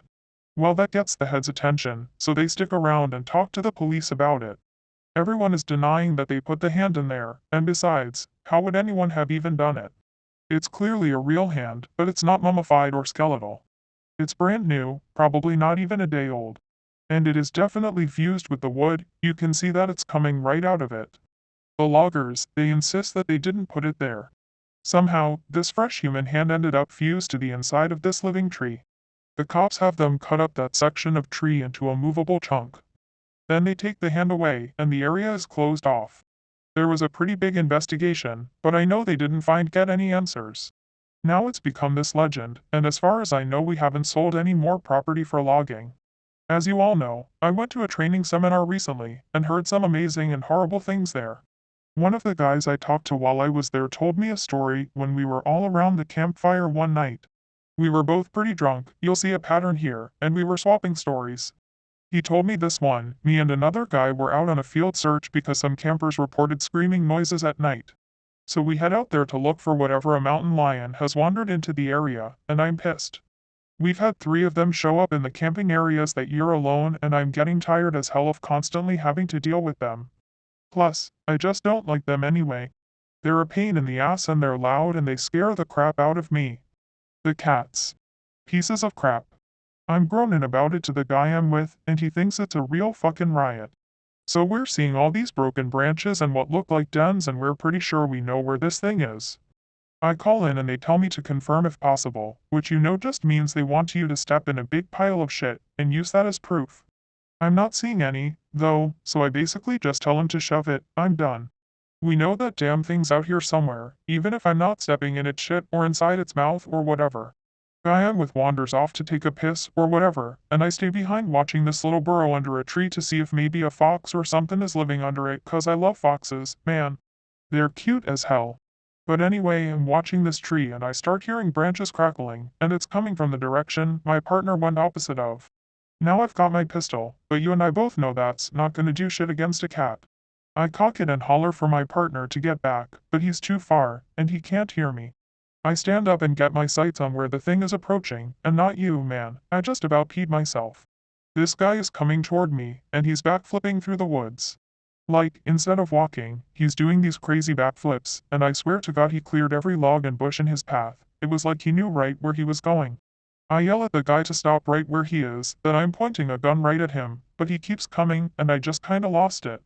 I shot at the ground in front of him, and it was a dumb, fucking thing to do, but man, I didn't want this guy anywhere near me. When I fired, he was about 50 yards from me, and as soon as the gun goes off, he whirls around and goes off, backflipping back into the woods. My partner hears my gun go off, and runs back and asks what's up, and I tell him, there's some fucking weirdo out here hopped up on God knows what, and we need to get the hell out of Dodge. I let the cops know what happened, and I didn't get in any trouble for firing, but man, I don't know what that motherfucker was on, but I've never seen anything like that before. Shit was absolutely butt-fuck crazy. I think we can agree that there's stuff going on out here in the woods, and while I'm not going to spout off about what it could be, or offer any theories, what I want people to take away from all of this is that it is so damn important to be safe when you're out there. I know a lot of you think you're invincible, but the fact is that you can die out there, or be hurt, or go missing. It's easier than you'd ever imagine. I apologize for this relatively short update, guys. I will do my absolute best to continue this series as soon as possible. Thanks for all your continuing support, it means the world to me. One of the topics that I get asked about a lot, here and in real life, involve things like the Rake, the Wendigo, and other related legends. I can't honestly say that I know a lot about any of them, but based on some light reading, I can say that I've heard stories that seem to be loosely related to them. You've heard the old adage, that legends like that come from somewhere, and I'm sure that's true, but as you all know I do try to take things with a grain of salt. You have to, out here. It's sort of like working in a hospital, I'd imagine. You could spend all day thinking about how many people have died there, and how there are probably ghosts, or whatever you want to call them, all over the place, but it doesn't do you any good. It just makes it harder to do your job. I think a lot of us feel that way, and that's why we try to just go about our work like everything is fine. Once you get paranoid, there's not really any going back, and a lot of cadets quit because of it. My park especially seems to have a high turnover rate because the cadets graduate and get so freaked out about everything, and they can't seem to let it go. You have to learn to internalize things and shut off. I've talked to KD a bit about her experience because I wanted to know what she thought about the Wendigo. She didn't really have anything in particular to say about it, aside from that she didn't want to think about it that much, but she told me a friend of hers had had something similar happen. I contacted this person, H, over Skype, and they agreed to talk to me a bit. They're aware of my work here, and they're fine with me posting the story exactly as they wrote it. I grew up in Central Oregon, and there's a reservation called Warm Springs about 2 or so hours from where I lived. I only mention that because a lot of people in my area have friends there, and a lot of the land in that area belongs to that tribe. When I was a kid, we used to go camping up there. Not on the Reeves, of course, but in that area, and I met a lot of kids who grew up there. I got to know one kid really well. His name was Nolan, and we ended up hanging out a lot when our families were in the area. Our folks got to know each other, so we'd all get in touch and camp out around the same time. We'd camp for about 2 weeks, so we were out there for a long time. I asked him if he camped in an RV. Yeah, my dad had one, so I guess it wasn't really camping, but we'd take our tents and stuff and set them up out away from camp most nights. I didn't like sleeping in there because I liked being outside. We talked for a bit about camping. So anyway, sorry, one year Nolan and I were out there, I think we must have been like 12 or so. We wanted to go out and camp near the river because we wanted to try night fishing. I think we must have been about a third of a mile from the main camp. Far enough away that we couldn't hear or see anyone else, I remember that. We were messing around most of the day. I don't really remember much about it, but we ended up building a fire at some point, and I was really impressed because he had this flint or something that he used to start it. I'd never seen anyone do that before, so I thought it was pretty cool. I got him to teach me how to do it, and we lit some stuff on fire, which looking back was really stupid because it was the middle of the summer, and if I remember right, the fire warning was either at yellow or orange. But thankfully we didn't start anything major, and when it got dark we sat around and talked about whatever it is 12-year-olds talk about. I don't really remember. What I do remember is that at some point, he looked over my shoulder at the river and asked me if I could see something. The way our camp was set up, we were about 10 feet from the river, and we were at the widest point, so it was probably about 20 feet to the other bank. It gets hot up there in the summer, but the water's still cold, which is important. I look over my shoulder, and I could see something wading into the river on the other side. From where we were it looked like a deer, but we couldn't really tell because of the fire. I got up to look closer and I saw a pair of antlers, so I figured it was a buck. But I thought it was weird that it was wading into the water, and it was definitely heading for us, and I asked Nolan what he thought we should do. He's looking at the fire with this weird expression and he tells me to sit down and shut up, so I do, because I'd never seen him act that way before. He's whispering at me to ignore it and to just keep talking like we were, but I couldn't think of anything to say. He was saying something about an episode of some show, but I could hear the deer coming through the water, so I wasn't really paying any attention, and I kept trying to see over his shoulder, but every time I did he'd sort of hit me on the arm and make me look at him. I wasn't really scared, I remember, I was just sort of confused. But then I hear the deer come out of the water, and I could kind of make out what it looked like, and I realized it wasn't a deer because whatever it was walking on 2 legs. I started to get up, I was super freaked out, but Nolan just yanked me back down and talked louder about this television show, and I could tell he was just as scared as I was, probably even more. He leaned in and poked the fire with a stick, and he whispered that whatever I do, I can't speak to it. I could see it come closer, and it stood right behind Nolan's back. I was about ready to pee my pants, and I think I'd probably have run if I'd been alone, but I didn't want to leave Nolan, so I kept sitting really still and sneaking glances at it. It wasn't that tall, but the way it carried itself was just wrong, like its center of balance was screwed up. I can't really describe it, but it was kind of like it kept shifting too far forward. It just stood there behind Nolan for a long time, and eventually Nolan ran out of things to say and we just kind of sat there for a second. The fire was making noise, but I thought I could hear this thing talking in a really low voice. I couldn't hear what it was saying, and I leaned forward a tiny little bit and I actually did pee my pants when it leaned forward too. I couldn't see its face, but I saw its eyes. They were cloudy and milky, and if you want to know what they looked like, find that scene from Lord of the Rings where Frodo falls in that lake, and all the dead people are floating toward him. That's what its eyes looked like. So all I saw were these two white eyes, floating above Nolan's head, and the really vague shape of the antlers coming out of its head. I don't know what my face looked like, but at exactly the same time Nolan and I fucking booked it out of there, and we ran non-stop until we got back to the main camp. My pants were soaked with pee, so I took them off as we were running and threw them in the bushes. We both stopped once we were in front of my dad's RV and we couldn't see anything chasing us, so we stood there and caught our breath. I asked him what that thing was, but he said he didn't know.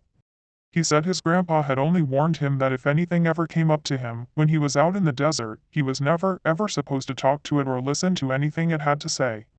I wanted to know if he'd heard it talking too, and he said that the only thing he'd been able to understand was help you. I think we ended up sleeping in the RV with my parents, and the next night, we went back out and didn't see anything. That does remind me, in a lot of ways, of the Wendigo legend. There's a phrase used to describe it that I think fits perfectly, which is that the Wendigo is the spirit of the lonely places. I know sometimes when I'm out in the wilds, where I know there's no one around me for miles and miles, I get this weird kind of craving that I can't really explain. I don't know if it happens to anyone else, but it's this desire to consume. It's not like I crave anything in particular, but more of this weird, distracting hunger that comes from every part of my gut. I also wanted to find out more about the faceless man, if I was able, and found a few similar things. I asked around my circle of friends, and one of them said when he was out doing repairs at a park in his area, he saw something kind of like that. We were having dinner in town, 5 of us including myself. This guy, he was repainting an information booth and heard a man ask him for directions to the nearest campsite. He didn't turn around because he was up on a ladder, but he informed the man that there weren't any campsites nearby, but that if he headed down the road about 4 miles, he'd find one at another park. He asked if he could be of any other help, but the man said no, and thanked him. My friend said he kept painting, but he was listening, and never heard the man leave. The second he came up and talked to me, the hairs on my neck stood up, but I wasn't sure why. I just had this really uneasy feeling about the whole thing, and I wanted to finish painting and get out of there. I figured maybe part of it was that I couldn't turn around to look at him, but something just felt off. There was also this weird smell floating around even before the guy talked to me, kind of like old period blood. I had looked around to see what was causing it, but I didn't find anything. So I waited for the guy to walk away, but I didn't hear him leave, which made me think he was just standing there and watching me, so I asked again if I could do anything for him, and he didn't answer. I knew he was there though, because I hadn't heard him leave, so I did this awkward turn on the ladder to look down and see what he was doing. Now I admit it could have just been my brain fucking up, but I swear to you, Russ, for a split second when I turned around, that fucker didn't have a face. Like he had no face. It was almost concave and totally smooth, and I just about had a fucking heart attack because I couldn't even wrap my brain around what I was seeing. I think I started to say something, but there was this kind of pop inside my head and suddenly, he was just a normal looking guy. I must have looked weird because he asked me if I was okay, and I was just like, yeah, I'm fine. He asks about the campsite again and I point to where he has to go, and he's like, I'm not from around here, can you help me get there? Now this is when I know something is really up because there's no way this guy got out here and didn't know where he was. And for that matter, there's no car around, so how'd he get here in the first place? I said I was sorry but that I couldn't take him anywhere in a company vehicle, and he's like, please. I really don't know where I am, can you come with me and help me get there? So now I'm seriously weirded out, and I start wondering if this is some kind of ambush or whatever. I told him I could call him a taxi to come out and take him where he wants to go, and I pull out my phone and he just goes no and walks away really quickly. But he doesn't walk out of the park, he walks back into the fucking trees and I got right in my fucking truck and start to get out of there, fuck the paint or whatever. I looked in my mirror to see where he was as I was leaving, and he was standing right at the tree line again. I don't know how he got there so fast, but this time I know that fucker didn't have a face. He was just watching me leave, and right before I turned the corner he took a big step back into the trees and kind of dissolved, I guess. Maybe it was just dark, so he blended in, but it felt more like he just melted away. Interestingly, right after this guy finished his story, someone else piped up with another one, but with a slightly different twist. You know, actually, I had something sort of weird like that happen a while back. I was out doing some trail scouting, and I was out in the middle of nowhere figuring out where we were gonna have this trail run through. I hadn't seen anyone else for probably a good 2 hours, so I wasn't really paying attention to where I was going. I was just looking at the ground for the most part. Then out of nowhere, I crested this little hill and almost ran into this guy. He was older, probably in his 60s, and I started to apologize to him for running into him. And then I noticed his face, and I probably looked like a complete douchebag because I stopped and just stared at him. It took me a second to figure out what was wrong, but this guy's face was huge. I know that sounds weird, but that's the only way I can describe it. His head wasn't big or anything, it was normal, but the amount of space his face took up was just way too much. Like if you took someone's face and enlarged it all by about 2 times. He doesn't say anything, he just kind of looks at me, and I backed up and was kind of stuttering and saying I was sorry, and I went around him and fucking got out of there and did what I needed to do. The whole time, I kept looking behind me because I was so freaked out that he'd pop up behind me or something. I know it sounds ridiculous, but I swear to you it was one of the creepiest things I've ever seen. I switched the topic to the stairs a little later, and there was a definite shift in enthusiasm. No one spoke up at first, there is a real stigma around discussing them, even when we're away from work. But I broke the ice with a story of my own, and the guy who told the story about the faceless man told this one, albeit very quietly. Couple of years ago, I was camping with my girlfriend, and we're out about 2 miles from the road at this site I know. We went to bed that night, but we couldn't sleep because minus. Someone interjected a funny comment, and we were dangerously close to going off on another subject, but I got us back on track. Yeah, really funny, you fucker.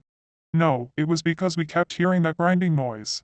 My brother used to grind his teeth in his sleep, and it kind of reminds me of that. My girlfriend was freaking out, but I just kept telling her to ignore it because I've heard it before and you just have to ignore it. It goes away eventually, you guys know what I mean. We all knew what he meant. So eventually I got her to go to sleep, but I woke up probably 2 hours later because something was just off. I rolled over and she wasn't there, and I kind of freaked out because he thought for a second and then he took a very long drink. Anyway, I ran out of the tent, calling her name, but I didn't have to go far. She was standing at the edge of the camp looking at something in the trees and I could see she was really pale. The fire was low, but bright enough to see her. Anyway, so I ran up to see what was going on and she was dead asleep, but her eyes were open. She had this real spaced out look, you know. So I put my arm around her to lead her back, but she wouldn't move. She just said really quietly something like I have to go now, Eddie. I have to go, it's here. I was like you're just sleepwalking, come back to bed, but she wouldn't budge. She just kept standing there and saying that she had to go. And I looked where she was looking, and there was a staircase right there about 15 yards away. Gray one, concrete. And she started to walk toward it, but I yanked her back and that woke her up. She looked at me like I was fucking out of my mind, and she asked what she was doing out of the tent. I didn't tell her anything, I just told her she was sleepwalking. The grinding was gone, so she just went back to the tent with me and fell asleep again. I don't know.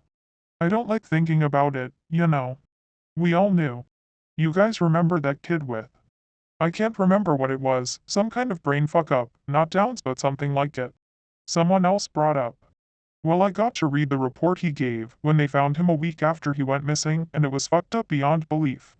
I mean, you have to take it with a grain of salt because who knows what that kid actually thinks is real, but some of this stuff, I don't think he could have made up. Like what? Well, first of all, he talked about the stairs. He said he'd been watching his dad build a fire, and the stairs came up to him, and he had to go up them or something bad would happen. The cops couldn't really understand what he was talking about after that, because he just kept saying like the campfire over and over. And he kept mentioning sounds, but he couldn't say what sounds, just that it was loud, and he covered his ears so he couldn't hear them. But the thing I remember most is that they asked him where exactly he'd gone, and he just said he was right there. He kept pointing at himself, and they said they thought that meant that he thought he'd never left. He said he wasn't scared because the stairs were there, and he said they talked to him, but not like people talk. Like I said, it was really convoluted and hard to understand, and I have a feeling the cops didn't take most of it down. They ended up just saying that the kid had some kind of amnesia or fugue, and that they didn't think foul play was involved. Doesn't really explain why he came back a week later, perfectly fine without a speck of dirt on him, and well fed, but hey, what the cops say goes. There's still a lot of questions I want to answer. I'll continue to ask around and find out whatever I can. The next update should be soon, thanks for being so patient. You can also find me on Tumblr, at searchinderscewoods.tumblr.com. This will be my final update for now. Things have deteriorated here to a degree that I didn't foresee. I didn't know how much writing about the things that are happening out here would affect every single part of my life, and maybe that was stupid of me. Maybe I should have considered it more seriously, but honestly I just thought I was writing about things that a few people would want to hear. I didn't think it would get this much attention. People ask me about the stairs now. It doesn't happen every day, but when it does happen I never really know what to say. My bosses know someone is talking about them, and I'm sure that if they know, the higher-ups know. And I can tell you that they aren't happy about it. I've been formally told that I am not to speak a word about them to anyone anymore, which is part of the reason this has to be my final update. I can't risk my job for this. As much as it's been wonderful to get a lot of these things off my mind, I still do love my work, and I need to be out here. If anything, my being aware of what's really going on is enough reason to stick it out. I may not be able to tell people that they're out there, but if I see them, I can direct traffic away to somewhere safer. Because of the amount of attention the stories have gotten, I've heard a lot of stories being swapped back and forth. I've heard so many I can't even remember most of them. The ones I do remember are the ones that I wish I could forget. One story that's made the rounds here was about a young woman who disappeared upstate. Initially, everyone assumed she was a runaway. She didn't come from a great home life, and so it really wasn't any kind of surprise that she'd choose to cut and run. But people started coming forward saying that they'd seen her around the park, shortly before she vanished, so some of the rangers in the area were sent out to make sure she hadn't hung herself or something on any of the back trails. It took them a while, but they did find her. Well, not all of her. Just half of her tongue and a quarter of the lower jaw. Very clean cuts, from what I heard. They've never found the rest of her. So many stories about children. So many of them going missing and turning up in caves, wedged in between impossibly tight spaces. So many of them found on mountain peaks, or at the bottoms of sheer gullies. Missing shoes, missing socks, or found with both in perfect condition despite them being miles and miles away from where they vanished. So many stories of black-eyed people, wandering around the woods and calling out in the night, mimicking the sound of running water, or a bobcat screaming. One man in particular goes to every news station he thinks will listen to him and tells the same story. He was deer hunting, had camped out in a very remote area, and woke up because something was scraping against his tent. He thought it was a raccoon or a fox until the thing pressed its face against the door of the tent, at which point he could very clearly make out a human nose and mouth. He kicked at it, but it leapt back and was gone by the time he opened the tent flap, gun at his side. He fired 2 warning shots, and when the sound had faded, he heard a snap behind him. A man was standing at the edge of the campsite. This man was not wearing any clothing, but he also didn't possess any kind of human flesh. As this hunter described it, the man was made of some kind of amalgamation of raw meat and hair. As if someone had scooped up roadkill and molded it into the vague shape of a man. The face was lumpy and only a rough approximation of a human face. The thing opened its lopsided mouth, and from it came the sound of the gun the hunter had fired. It did this twice before mimicking the sound of the tent zipper and fleeing into the night. A young couple, out for a hike in the rocky areas of my park, reported to me yesterday that they had seen something strange out on a peak I'm very familiar with. Thanks for listening. Please subscribe.